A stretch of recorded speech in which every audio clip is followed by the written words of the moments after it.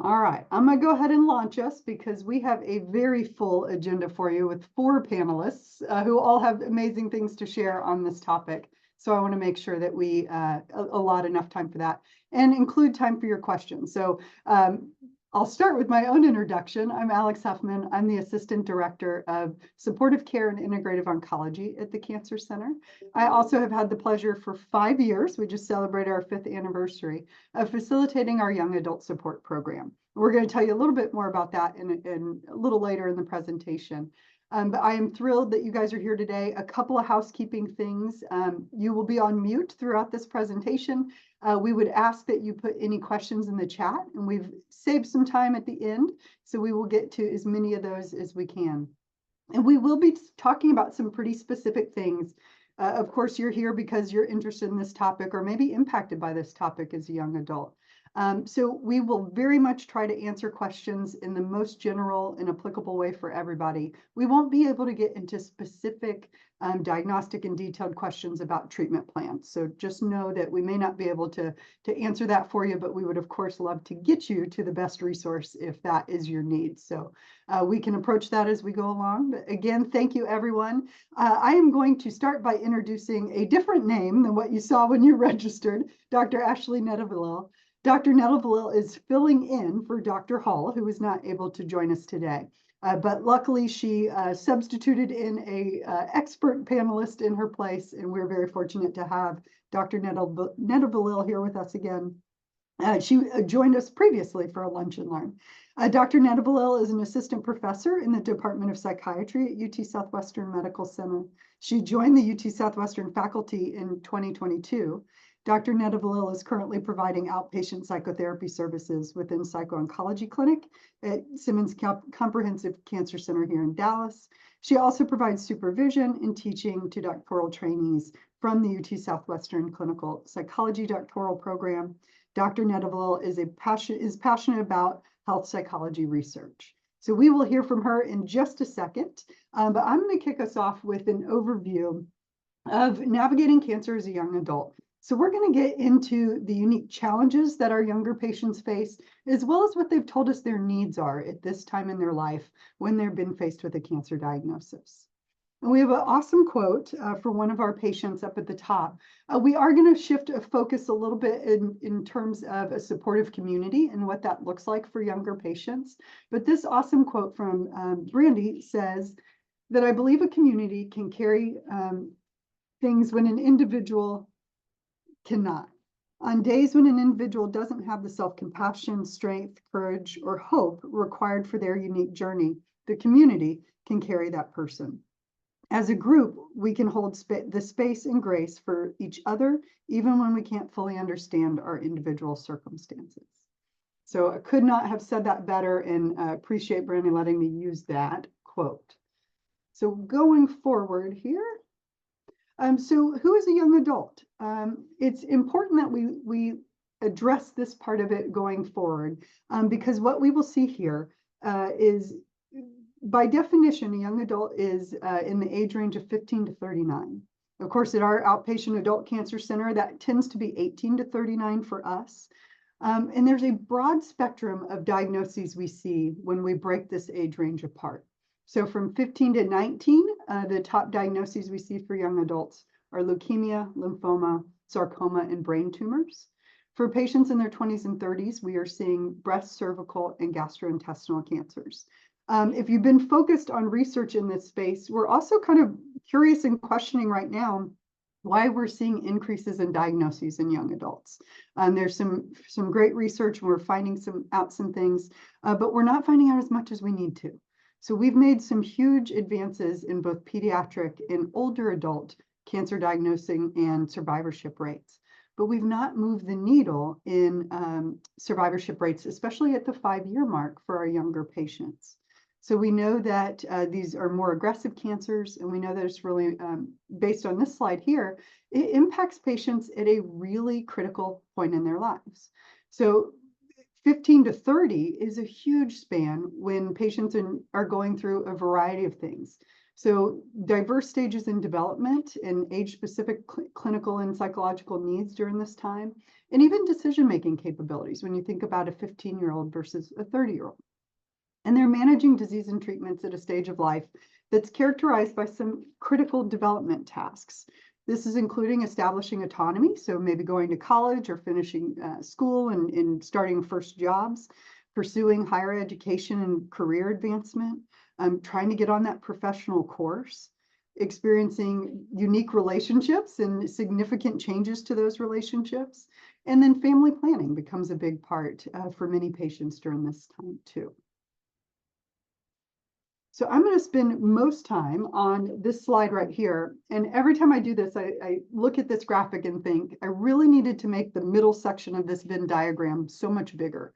Because what you're going to hear from me as I go through these different spheres is that there truly is significant overlap in what impacts a patient on a physical level and also on a social psychological level. So just keep that in mind. But we'll start with the physical bubble there. For patients that are under the age of 40 particularly, things that are happening physically, the unique challenges. The first one is trust. So often patients are diagnosed or misdiagnosed because of their age. Cancer is not the first thing that comes up when a patient is facing some symptoms and we're exploring what the diagnosis may be. So there's often a delayed diagnosis that can create some trust with the medical team and going forward with the medical team. But there's also some trust conflict with a patient's body. You know, what you thought your body was telling you and what you find out when a diagnosis happens. So it becomes a source of misinformation for many patients. As I mentioned, these are aggressive cancers that we see in younger patients, and so we match that with aggressive treatments. So that means our younger patients are managing quality of life issues for longer as they navigate survivorship. Many patients toggle between pediatric and adult treatments and pediatric and adult treatment centers, which can create some lost in transition issues from when do we graduate a patient with a pediatric diagnosis to the adult care setting. And of course, the necessary follow-up care becomes really complicated when a patient is younger, maybe in school, going to school, insurance changes that happen in your 20s as you move from maybe a parent's insurance to an independent plan. I mentioned managing the late and long-term side effects for longer. What we see with younger adults, that this is particularly true with cardiovascular complications, depression, and reoccurrence. Fatigue is a huge physical side effect and long-term side effect for many patients. But again, it veers into the social and psychological side of things. So when your peers are kind of living in the prime of their life, in their 20s and 30s physically, and that's not your truth, it becomes really, really a difficult challenge. Chemo brain is a thing. That's what I hear from patients all the time. Chemo brain is a thing. It 100% is a thing. It's a physical thing as well as psychological and social thing. When patients realize that they can't do what they used to do for as long as they used to do or the same ways, that's a challenge that we face. Younger patients also have less experience navigating the healthcare system, right? We don't know what our insurance does until we have to use it. And that becomes particularly true for younger patients who have not selected a plan based on a past medical history, like what we see with our older adults selecting Medicare plans when they know they've got multiple prescriptions and multiple diagnoses. So that whole world is in and of itself a whole language and requires a whole team to navigate. We see fewer younger patients enroll in clinical trials, which goes back to our how do we move the needle if we're not seeing these patients participate in the studies that we're doing. Fertility, of course, is a huge option and a huge issue. And what patients tell us is fertility is often discussed in a manner that they're aware and educated on the impact their treatment may have on fertility, but not on other treatment options that could minimize the impact for fertility challenges. So that's a huge challenge and a need that younger patients have told us about.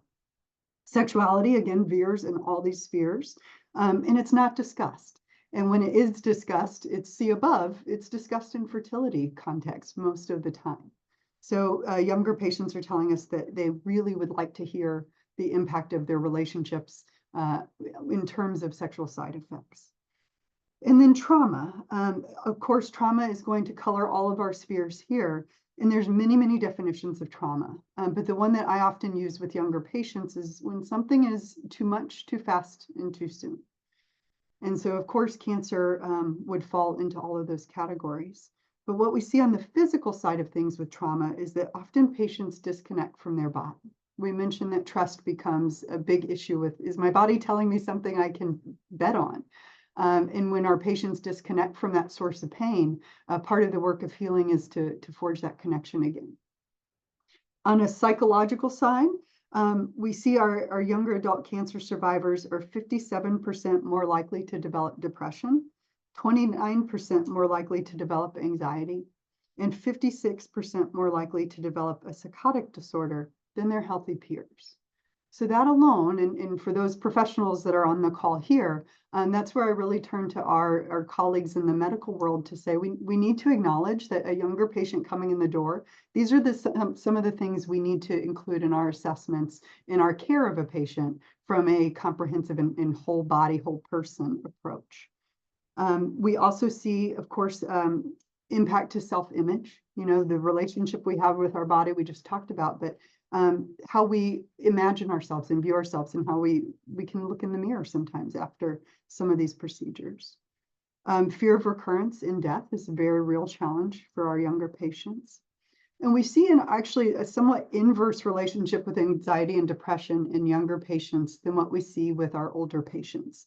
So anxiety is shown to decrease over time in our younger patient population, and depression then increases over time.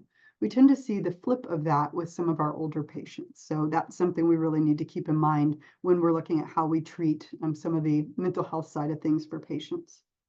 And again, we mentioned trauma. So we have the trauma, but also compounded by the isolation that younger patients can feel within the cancer community itself. So the reason we have a young adult group is because many patients turned to us and said, we need to talk to each other. We have to find a way, as my slide indicates there too, to connect with younger patients. Because when I sit in the waiting room, I don't see myself in the chairs. So one of the ways we go back to that source of healing is in community. And when younger patients are isolated and finding that, particularly in the fact that the support that you have available to you very much depends on where you live. So for our patients that live in more rural areas with less resources, they might not be able to find a support group as easily as someone in an urban setting. From an existential standpoint, we see many, many things. One of the first things that I talk to patients about often is disenfranchised grief. And that would be a grief that's not acknowledged in the same way as a death is. So that for our younger patients includes the losses that come along with a life-altering diagnosis. Imagining what life could have looked like if it had not taken the course that it did with a cancer diagnosis. What milestones were missed or were celebrated at different times, or even the different milestones that you celebrate after a cancer diagnosis and treatment than maybe your peers are in a different scope. The loss of health, and again, that physical ability, the fact that before a cancer diagnosis, you probably didn't think twice about jumping out of bed and getting going because health was kind of a given. And that really changes after a diagnosis. We mentioned the body image changes and the grief associated with that. Changes to your career path. Many of our young adults have to make changes in direction of whether it's what they study or what jobs they're able to fulfill. And then again, fertility in the scope of how I wanted to have a family, and then maybe what options I have to make that happen. Bereavement, so going back to the grief experience based on a death, many of our younger patients, and we talk about this in our group quite often, when you sign up to be around younger patients who are going through a cancer diagnosis, there's a high chance that some of those patients are going to die. And so being closely connected to this community also means encountering death of peers that you've formed through the community. A survivor's guilt is a big existential challenge that I hear from patients a lot. And one of the best definitions I've heard or phrases I've heard to describe survivor's guilt is as a thief of joy.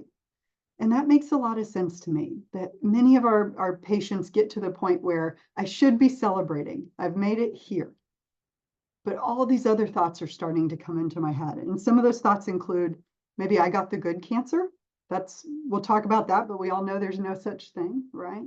But the fact that maybe the diagnosis and treatment and prognosis is different comes up for survivors.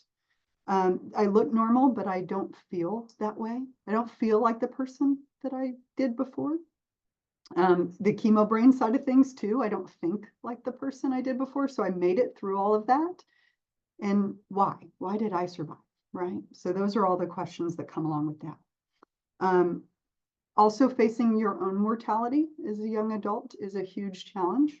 And for patients, that includes really starting to consider, how do I take care of the people that might survive me if I'm not here, right? And how can I leave a legacy that maybe is nowhere closely associated with all the negative things that come with cancer and treatment for my loved ones who have been with me? How can I make a positive legacy at some point in time? And that can look very, very different for each patient. But it's an important part of the conversation that our patients are telling us, when you face mortality, the biggest fear we have is being forgotten, right? So how would I be remembered? Comes up. Isolation we've talked about and how that impacts on an existential level. Also, our sources of power or control. So I would call that agency in a clinical term. What internal resources do I have to get through this? For many of our patients across the older age spans, that might be religion or faith-based. Our younger patients are reporting less association with organized religion, more association with a practice of spirituality. So it's important for us to include that as we design supportive care programs. And the majority of our younger patients identify their friends and family as their motivators through treatment. Coping with uncertainty is absolutely, I think, the longest lasting side effect for our patients after treatment diagnosis. And then in the social sphere, and I think this is, again, important to think about the relationship of all of these, is that we know in individual patients, and this is true across age range, but an individual's socioeconomic status is the best overall indicator for the supportive environment they'll have around them. So as expected, an individual with lower education level, income, and social support will correlate with their increased risk of psychological and social difficulties. For our younger patients, a big part of the social need that comes up is there can be a forced dependence, especially on their parents, but often on their spouse. There are role changes that happen when you are the one needing to receive the care. And for our patients who are primarily leaning on a parent, there's a big dynamic there. There's a lot of boundaries that we need to discuss and power in that relationship that shifts. The caregiver experiences for young adult patients are extremely varied because the caregivers are varied. So that could, again, be a spouse. It could be an amazing team of friends, but that means maybe a different friend is at every appointment. Again, the parents, and that depends somewhat on who can come in when. The changes to intimate and platonic relationships is a area that's listed here.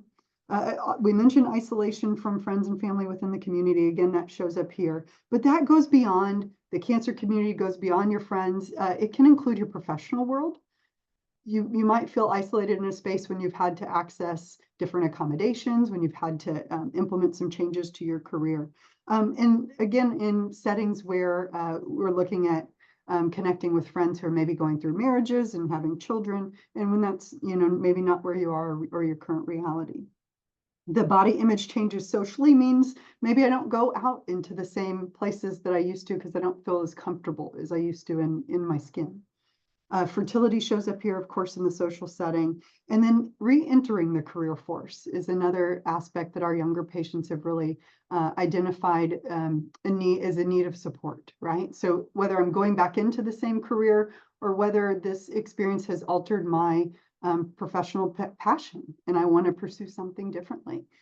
So how do we support that? So as I listed here, 100% of young adult patients, whether they are in treatment or post-treatment, identified meeting other survivors as one of their top 5 needs. I also want to list a couple of other needs that have come up in patient-reported studies. The next one is individualized information about disease treatment, side effects, late effects, and especially fatigue and follow-up. So patients also want to know, along with that individualized information, they want their doctors to know who's important to them, all the people that are important to them on their care team. So yes, I want individualized information, but I really want you to think about who's on my team and how we're going to process this information from everybody. Patients also suggested that we ask you to come and do all these scans at standard times, right? At 3 months, at 5 months, at year, 6 months. Our younger patients said, what about an emotional scan? After I'm done with treatment and I'm through all these things and you're scheduling all these appointments, nobody's asking me psychologically, do I have the resources I need? And are they appropriate for me? You know, if we're giving a patient a packet of information that's not geared toward a younger adult, we have missed our audience as professionals. So something that we need to keep in mind when we're putting those things together. Patients also requested informational resources, again, age appropriate, but focused on body changes, sexuality, fertility, and reproductive risks. They have asked for and need an ability to express and cope with the feelings that they have about cancer, both during treatment and after treatment, including a desire to return to normal. So one of the threads that went through this study that we're referencing quite a bit is that younger patients seek out as much normalcy as possible, and they want those feelings normalized at the same time. Again, we see that our younger patients also want this information, and they are telling their doctors, you can't make decisions for me without me. So I need to be as informed as you are in what happens with my treatment plan, my survivorship plan, and going forward. We talked about how younger patients are going to receive more intensive treatments, which can impact quality of life. So they would, at the same time, want to talk about prognosis, want to talk about appropriateness of palliative care services. And overall, they tell us if we're looking at needs at end of life for younger patients, they would like to be at home. However, they can fully understand that that may not be the best route for them or their families, but they want to talk about it. So we don't want to make assumptions about what our patients need. They also really want to stay connected and want the continuity of their medical team. So if we are transitioning patients to a more palliative approach or an end-of-life plan, they want to make sure their doctors touch base with them, especially some of our younger patients who have been in treatment for years and decades. That relationship is really, really important. Going back to the trust. I've trusted you enough to walk me this far. Can you go all the way with me, right? Can you walk me home? That becomes a big need for our younger patients. Financial benefits and counseling. We talked about how our younger patients, we don't know what an insurance plan is until, you know, we're starting to get all the bills, and this is not a bill, but it's an estimate of a bill that's going to come, and all the things that come with that. So they would like access to support around understanding the financial impact and understanding the impact, their unique plan as well. And we talked also about advocating that back to the medical team. They want to be able to see advocacy modeled, right? So when we can, as a medical team, start that process, it's a train the trainer. Our patients can then take it on when they need to. And again, a note at end of life, our younger patients tell us that they want to be able to talk about the unmet needs that they have at that point in time. Unmet social needs, unmet needs for themselves and their loved ones. And they want to explore ways to have a more complete end-of-life experience. So again, really important for us as we look at how we support our younger patients. And then the last slide that I'm really going to get into is just, we talked about how unique our younger patients are. Therefore, our support needs to be just as unique. These 4 tenets are what we see in terms of the dynamics and support groups, especially for younger patients. Universality, right? Recognizing that others have had some kind of similar experience, thought, or feeling. And sometimes it's the thoughts that we need validated by somebody else. Did anybody ever have this run through their head and somebody else says, I hear you, right? Altruism. This is, I think, what gets most of our patients in the door. Every time I talk to folks that are coming to a support group, they want to come because they think they're going to help someone else by being a part of this. And I don't snicker at that to make it light, but I love that that's what gets our patients in the door, because that's what also goes back to that legacy mindset and how we can support patients long term, is that idea that they may be able to be a mentee and be a mentor at some point. The interpersonal learning, the learning that they get from the experience of others. Sometimes that's before a treatment. You talk to someone who's a little bit farther ahead of you, and that becomes an important aspect. But often it's more just on the personal growth and self-awareness scale.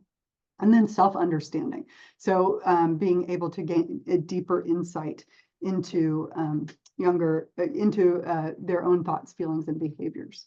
So for our patients that come through a thoroughly integrated support program, what we see and what they report to us is that there is an increased ability to acknowledge their own personal strengths, to deepen their relationships after cancer diagnosis, to embrace uncertainty, to express excitement for the future. That future may be very different, but can we still find some things we're really, really excited about? New desire to set goals and a gratitude and appreciation for life. So I'm going to stop there and turn it over to Dr. Netta Belil. And there is your slide, ma'am. So pass it to you. Thank you, Alex. Thank you for kind of sharing all of that and giving us a background on some of the unique needs and challenges that AYA cancer survivors face. So with this slide, I really just want to kind of talk about the survivorship transition that all cancer patients really make, and then we can kind of get into how that's very unique for AYA populations in particular. So as you can see here, there's essentially like 3 stages through which a cancer patient might go through. So there's the initial diagnosis or the re-diagnosis phase, right? When you first get told that you have cancer. And at that point, there is a pretty significant level of distress that we tend to notice in patients, right? Which is actually a normal human response to be having to something that's pretty life-threatening and life-altering, right? And it's not necessarily indicative that they may have like a mental health issue, but rather it's just a normal response, to something that's very distressing. And then, as patients kind of move into active treatment, they kind of get into this mode of like, go, go, go, I have to get all my treatments done. I have to fit in all of these appointments. They're probably seeing several different providers all at the same time.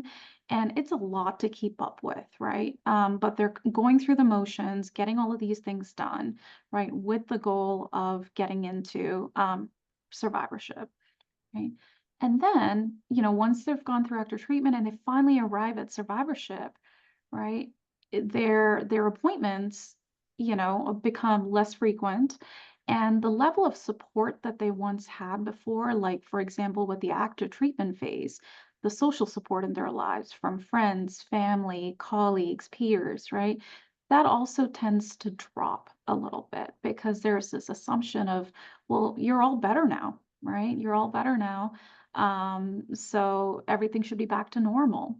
But this is actually when we tend to see a significant level of distress arise for a lot of patients. And a lot of mental health issues tend to come up during this point in time, such as depression and anxiety. Alex, if you could also yes, thank you. So there's this general view of like, okay, you're all better now, right? So things are back to normal. But a lot of issues still kind of remain and continue for a lot of patients. So like thinking about the prolonged impact that the cancer and the treatment have had on their body, but then also on their mental health, right? A lot of patients tend to kind of worry about the cancer coming back at this point, right? They've already been through this, they've gotten through it, but what's the likelihood that this is going to come back again, right? How do I keep it from coming back, right? What do I need to do? So they get into this mode of making all of these health behavior changes, right? Exercising more, changing their diet to be very clean, cutting out alcohol and smoking, right? And they're trying really hard to like not stress, while also trying to reintegrate back into their life, their normal life now, right? So they may return to work at this point or may return to college, right? Whatever that may be. So there's a lot of returning to previous functioning that's happening, and that can be a huge adjustment process for a lot of patients, especially given that now they probably have a lot more limitations in place than they had before the cancer. And that adjustment period can bring about a lot of distress, like psychological distress, which is when we see a lot of depression, anxiety, sleep difficulties coming up in patients. So this is just generally across the board for cancer patients in general, what the survivorship transition looks like. So as we move into the next slide, let's kind of talk about what this looks like for AYA populations in particular, right? So as you can see, this little image right here, right? So you can kind of think of AYAs, kind of going through a race, like a sprint almost, right? They're a sprint to get to the finish line, right? The finish line is being done with treatment, right? And they have this clear idea in mind of what their life is going to look like once treatment is over and they're cancer free, right? So they're going through the motions of getting scans, chemo, surgeries done, right? That's all happening during the active treatment phase. And as soon as they get to the finish line and reach survivorship, right? You look around and you don't really recognize where you're at, right? You thought it would look like one thing, but then it looks very different from what you expected, right? Where you're at in survivorship is not what you had envisioned it would be. You want to be able to celebrate that you're in this that you're done. You're essentially completed this treatment, and you're cancer free at this point. But with AYAs in particular, because of that unique developmental phase that they're in, they tend to have a lot of unique challenges that arise. So, for example, with AYAs, when they return back into their lives, they may return back into like their peers, right? Their social life, and notice that a lot of their peers are passing through several milestones, in their lives now. Like maybe they're getting married or they're finding jobs, or buying a house. They're kind of going through these milestones, but these AYA survivors have difficulties keeping up with that process because now they're trying to readjust back into their life. So everyone is kind of moving at a different pace than they are. And they can feel almost in some ways left behind in this process, right? Because a lot of like developmental transitions are kind of happening during this time in a person's life, right? Between 15 to 39. Compare that to older adults, right? So if you have an older adult who has survived cancer and is now returning back into their life, there is an adjustment that happens there. However, they might also be going back into a life where a lot of their peers are also dealing with a lot of health issues now, right? They're getting older, they're aging, right? So thinking about death, dying, illnesses, all of those are actually quite normative for where they're at in their life. And that's not the same for AYAs who are pretty young. So there's a lot of fear, a lot of worry around, like we said, the cancer coming back, right? And the long-term impact of the cancer on their life, their functioning, and their ability to adjust to that. So it's like coming to the end of this race, and things not being what you would have envisioned it would look like. And that's very unique, specifically for AYAs, which is why they're particularly susceptible to developing depression and anxiety and all of these other mental health concerns. Okay, and this slide right here is just a set of findings that we have from a study. So this was a poster that our AYA research team at Moncrief did. They presented this at APOS, the conference last spring, and this was a study that they had done alongside Dr. Erie, who works in cancer survivorship, where they assessed for what are the top concerns that AYA cancer survivors generally report or endorse. And as you can see, the top two concerns are really the fear of the cancer coming back and also the long-term effects that the treatment have had on their body. essentially. And these are very different for older adults. So older adults tend to have a different set of concerns when they move into survivorship. So a lot of, ongoing anxiety and worries around how the cancer can continue to maybe permeate their lives in different ways.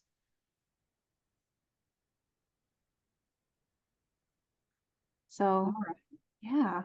Thank you, Dr. Neville. I'm going to stop sharing and truly turn it over to the two experts we have. We just kind of talked about them for 40 minutes, and I so appreciate that they're here to join us to really share their personal experience as a younger patient going through cancer treatment. We have Leticia Hernandez, and Joe is with us as well. I'm sorry, guys, I'm toggling screens. Leticia is going to kick us off, and then we're going to pass it along as we really hear from these two wonderful ladies. So Leticia, go ahead. Hello, happy Friday. So my name's Leticia. I'm from Austin originally. I am currently residing in Dallas with my fiance.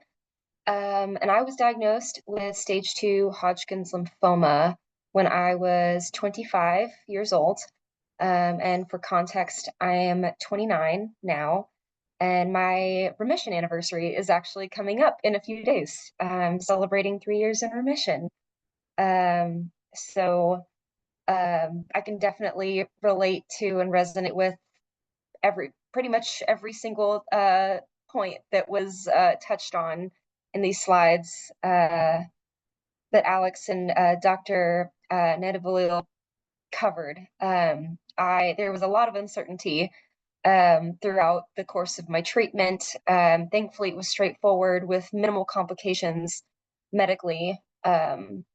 But it was quite the journey emotionally, mentally, and obviously physically, getting through chemo. And I'm very grateful that I had a mentor who is also a blood cancer survivor, and she gave me a bit of a heads up and encouragement and tips when it came to like night sweats and symptoms and side effects from the chemo that I would be experiencing, since she had gone through it herself.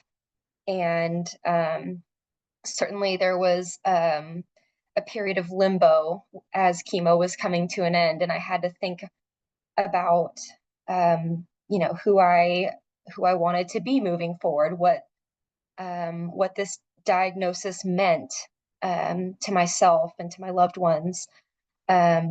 Certainly, face the idea of mortality. And I joke with my fiance still to this day that, we're the worst club with the best members. And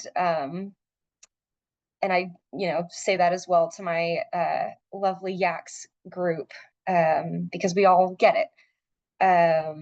But yeah, I had to think about my career change. I had previously wanted to go into the world of healthcare, and I had to make peace with my physical limitations, and had to think about how I wanted to pivot.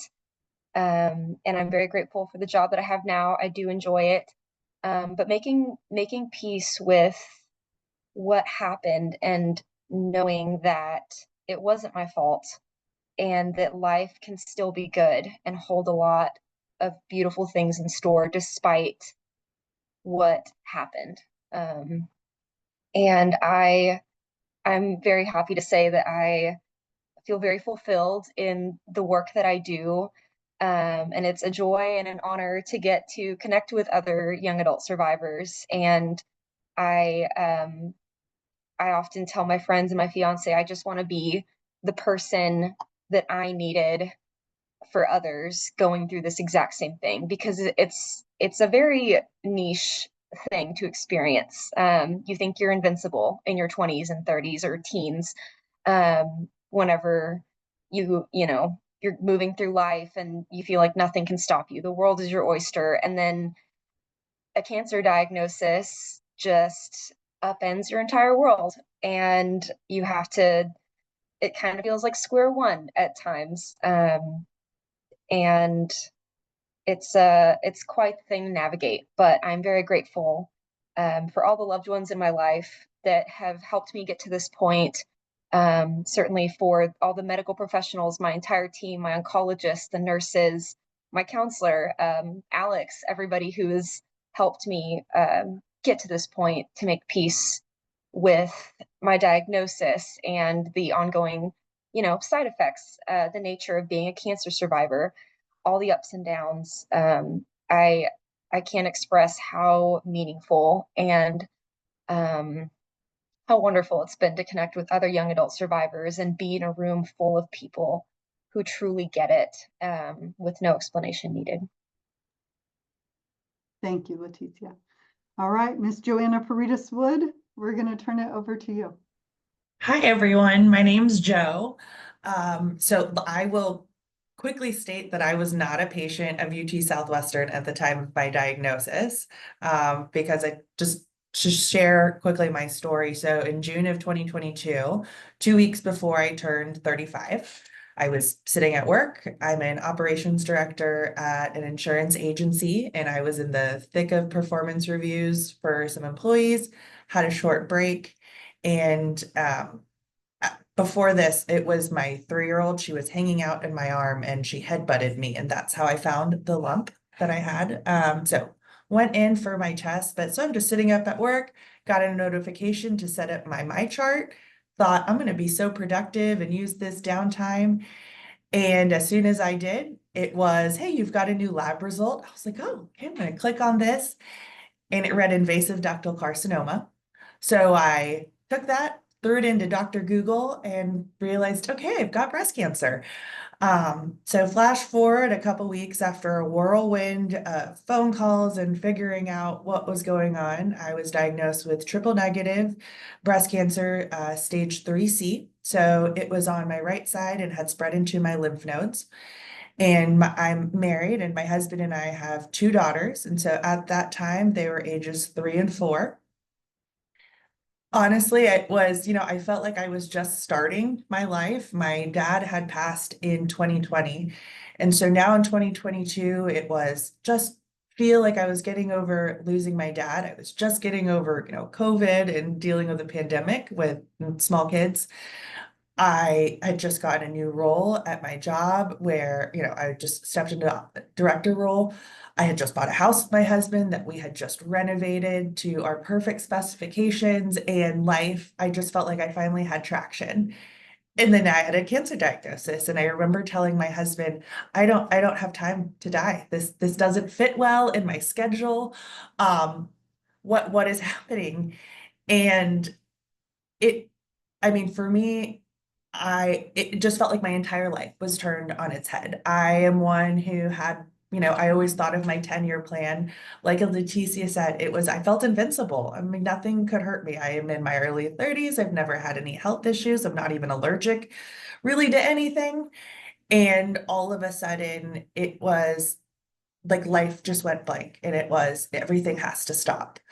I was very fortunate. I have family in town. My sister lives down the street. My mom is here. I have a group of really great girlfriends who really rallied behind me. And I'm very fortunate. I work for a company that is kind of like an extension of my family. And so they were amazing, and they put together a meal plan. They really made sure that my kids were taken care of. But for me, I really became paralyzed with a lot of fear. There was, during the treatment, and it's like a whirlwind, it's a blur. You're just trying to make it to the next chemo. But I remember standing in my kids' room late at night and just begging to the universe, like, you can't take them away from me. I still need to be a mom.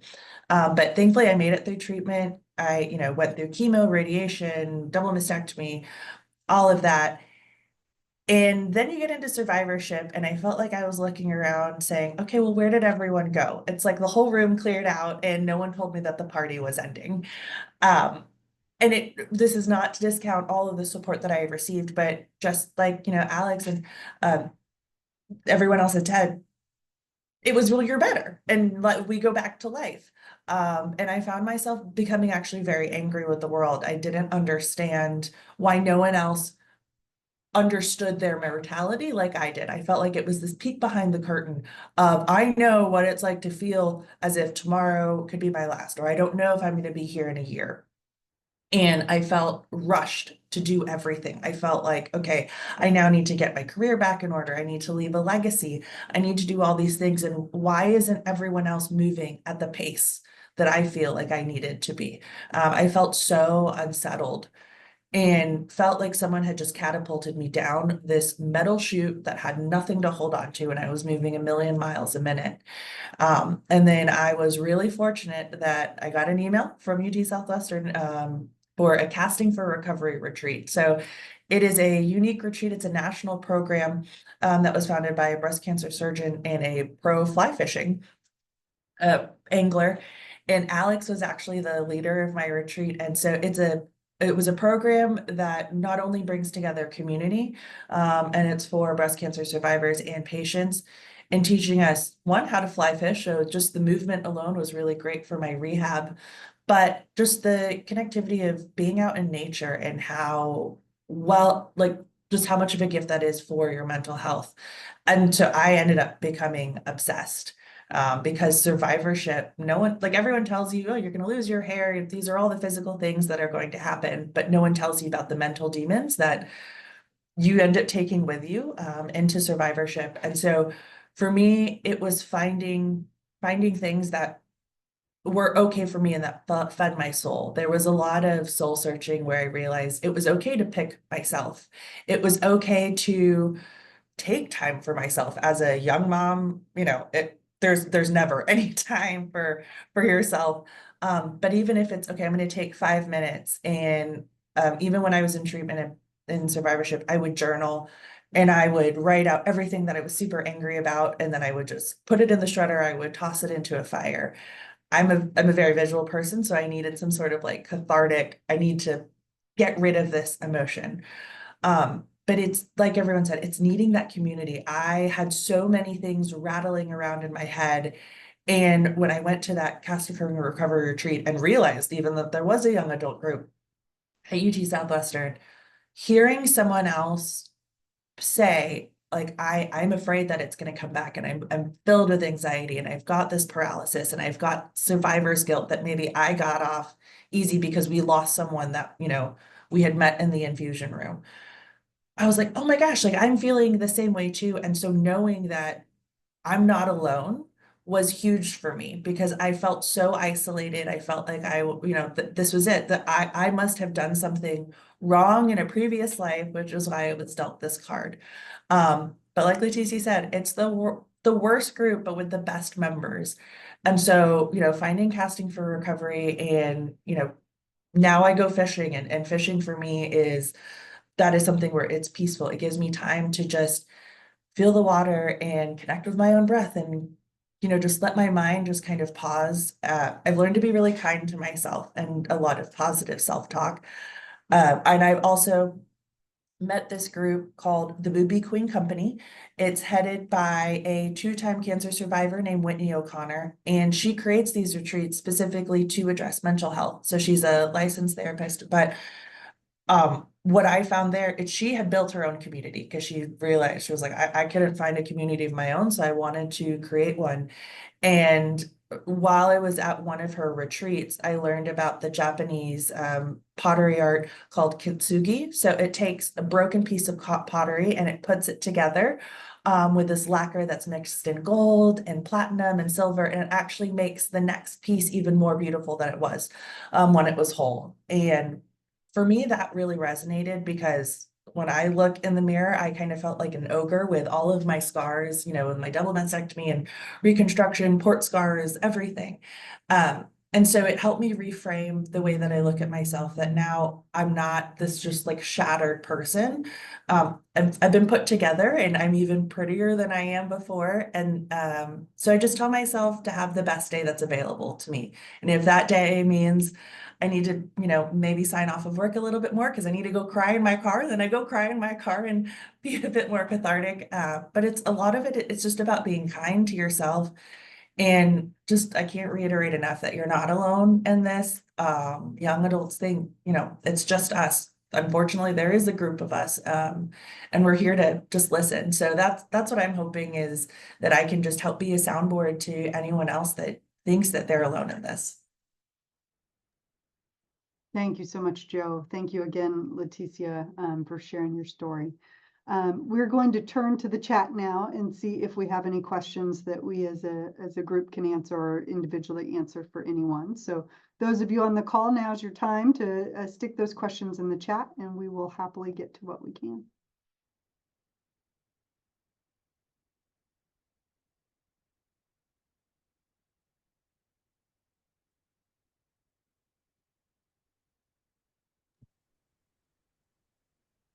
All right, I think everyone's experiencing something similar to what I am in just a sense of awe and acknowledging that silence might be the best way to spend some of this time together, and appreciate you so much. And that is coming in the chat. Appreciate you. So well said, was echoed by many. Glad to hear your stories. Thank you. Thank you. Thank you. Thank you. So I echo that for everyone. And please know that you will get a copy of this probably next week when it's all ready to send out. You'll also get a copy of those slides. So hopefully that can become a helpful resource to you.